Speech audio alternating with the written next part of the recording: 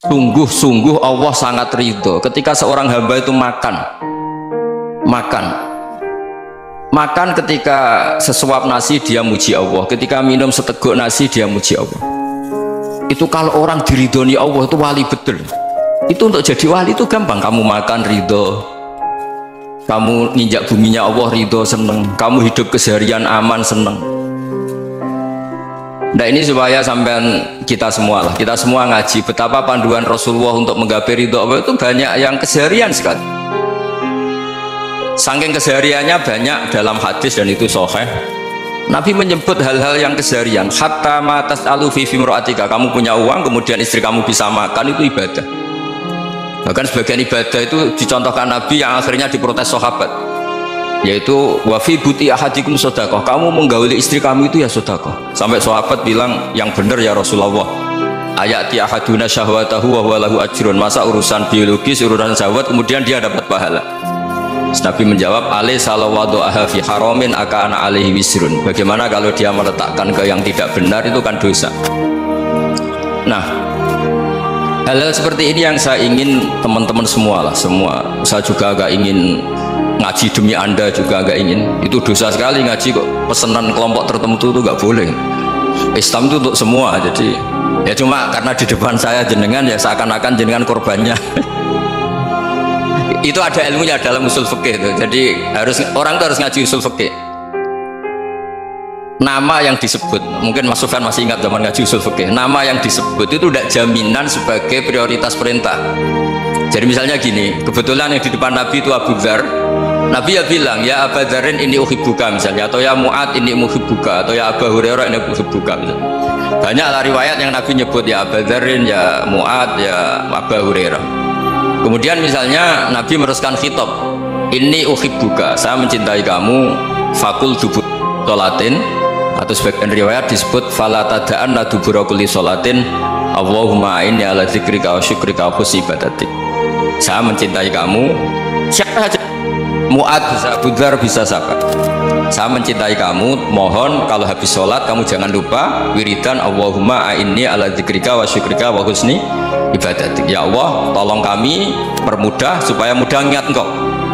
Anda tidak bisa mentang-mentang, wong nama saya Parmin, nama saya Purnomo, itu yang diperintahkan Mu'ad misalnya.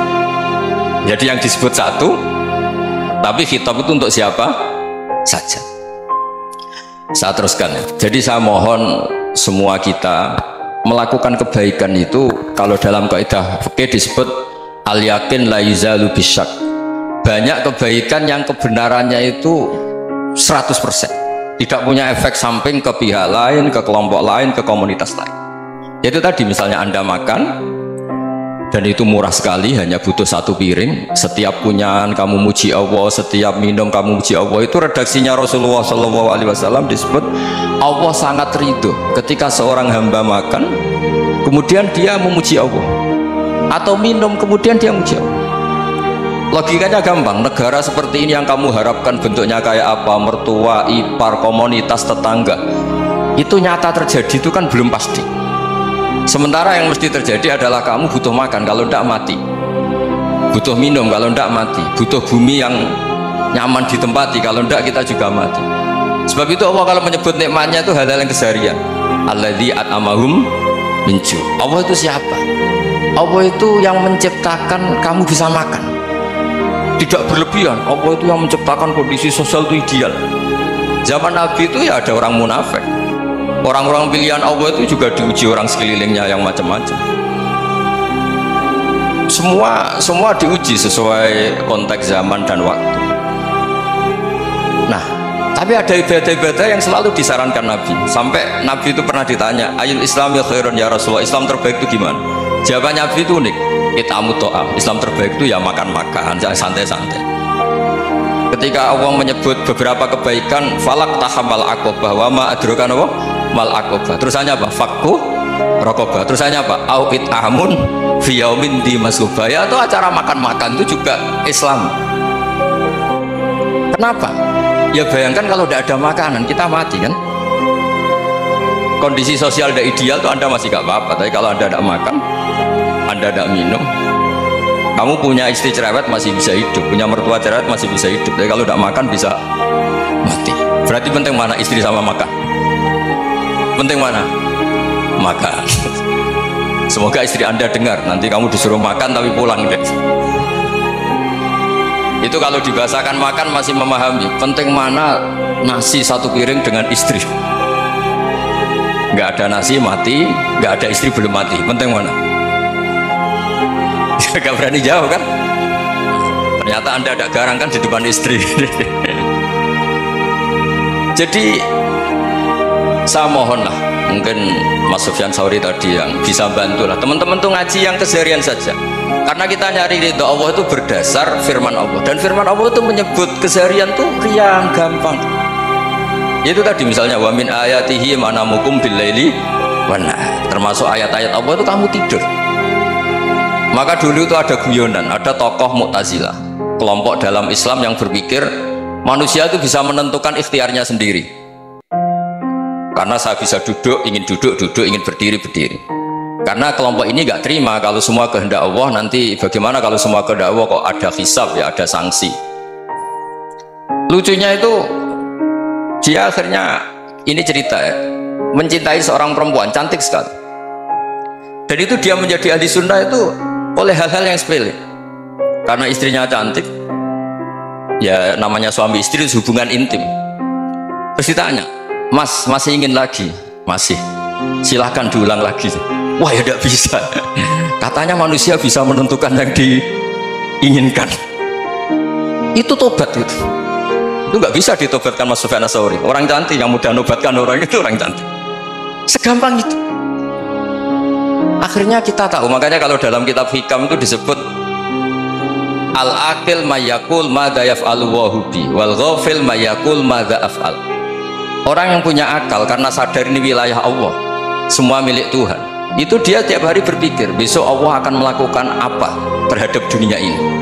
Kamu merencanakan sesuatu, mau plesir ternyata gempa, mau wisata ke Rusia ternyata perang. Kamu tidak pernah tahu apa yang akan terjadi besok. Wa ma tadri nafsum madza taksibu ghadan. Tapi anda semua kita ini sering punya jadwal permanen. Makanya saya kalau diundang siapa saja bisa takdir. Yang jelas Gus ini acara penting. Ya masih acara penting nak pangeran ngersakno piye? Kowe ape dadi pangeran ya? Kamu kok mau jadi Tuhan? Itu kadang ya kiai. Penting Gus acara ini jenengan harus memastikan bisa. Loh kamu itu yang ngajarin tauhid, sesuatu itu biadillah kok bilang-bilang apa pas? Pasti. Kalau maksa terus tak tobatkan kamu kata saya itu. Ya kalau gitu Gus bilang insya Allah. Wah itu hati saya, fisik saya, roh saya sudah bilang insya Allah. Tidak usah kamu latih kata saya. Nah hal-hal tauhid keseharian itu gampang sebetulnya. Wal ghafil yaqulu madza af'al. Tapi orang yang lupa Allah dia setiap hari bilang besok apa? Kita bisa melakukan apa? Seakan-akan dia itu aktor, dia penting, dia subjek permanen, dia. Padahal kita ini hanya objek kehendak Allah Subhanahu wa taala. Karena kita yakin sesuatu yang terjadi di alam raya ini kita tidak bisa apa-apa. Makanya saya sering ngaji, sering bilang ketika Anda mensifati Allah, dia yang menghidupkan, sudah itu tanamkan sehingga ketika kita mati santai saja. Kenapa santai? Allah punya cara menghidupkan kita. Zaman kita hidup juga gak tahu caranya ngelola jantung, ngelola paru-paru. Kamu juga gak tahu ngelola oksigen yang tidak beracun, tidak mengandung polusi. Tahu-tahu hidup. Gak ingin tua ya tahu-tahu tua, gak ingin mati tahu-tahu mati. Selama ini kita hidup juga gak tahu apa sebetulnya. Hanya gaya tok, punya jadwal, punya planning. Kalau kamu bisa menentukan pilihan Anda, pasti Anda istrinya cantik, 4 neriman semua, kona'ah semua. Nyatanya enggak kan? Sudah 1 jelek, cerewet. Oh itu kan, nyatanya enggak bisa apa-apa Anda kan? Dan kamu bawa mati lagi. Itu kan, istri Anda juga gitu, punya keinginan, punya suami yang ganteng, yang jabat, yang neriman, yang enggak poligami. Ya enggak kesampaian juga. Kalau kita ngitung tingkat kegagalan kita itu gagal terus. Ya kan? Nah, terus ingat Allah, madza yaf'alu wa hubi. Orang yang punya akal selalu berpikir Allah itu menghendaki apa terhadap saya. Dong sama-sama orang melihat orang yang serius, itu kata Anda itu pemikir berat, serius, senang punya tokoh yang merengut tuh, karena kamu anggap serius. Tapi sebagian orang anggap orang yang serius itu wong merengut, wong masam, wong muka kok ditekuk. Jadi sama Itu hati, ya muqallibal qulub tsabbit qalbi ala dinik. Karena kita nggak tahu cara berpikir kita tentang orang lain, tentang sekeliling kita. Misalnya kita orang baik yang jenis ngurmat fakir miskin, ada orang bangun masjid mewah itu janggal. Apa artinya masjid mewah kalau banyak orang kelaparan? Tapi kalau yang jenis pendidikan, apa artinya masjid mewah kalau tidak bisa ngaji? Nanti yang jenis infrastruktur, apa artinya ini kalau semuanya punya sudut pandang yang berbeda-beda. Dan Islam mengapresiasi semua kebaikan. Tapi katakan semua kebaikan itu adalah kehendak Allah Subhanahu wa taala. Karena apapun baik Anda itu pakai fasilitas yang diberikan oleh Allah Subhanahu wa taala. Sehingga ini yang disebut qulillah sumadarhum fi khawdihim yal'abun. Ya, kembali tadi ke tema-tema bahwa keseharian Anda ini sudah Islami. Saat Anda tidak bisa melakukan apa saja. Saya sering ada jenazah, biasanya kalau tetangga meninggal saya sering disuruh ngelepas. Saya bilang orang ini baik karena sering ngelamun di rumah, sering nganggur di rumah. Ditanya sama anaknya, kenapa Gus nganggur baik? Ya kalau dia nganggur artinya juga agak berbuat sesuatu yang maksiat kan? Ya kan, orang nganggur di rumahnya ya tidak bunuh orang, tidak maling, tidak korupsi, ya namanya nganggur di rumah. Lah cuma istri cara pandang nganggur gak menghasilkan uang itu, tapi juga gak menghasilkan kriminal kan? Jadi sebenarnya Islam itu cara, makanya kalau sampai ngaji usul fikih itu ada kitab usul fikih namanya Lubul Usul, itu terkenal sekali di pesantren itu. Itu kalau ngapresiasi keseharian itu luar biasa. Isma min mubahin illa wa yatahaqqaqu bihi tarku haramimma. Karena keseharian yang mubah saat Anda lakukan itu ada kehebatan yang luar biasa, yaitu meninggalkan haram.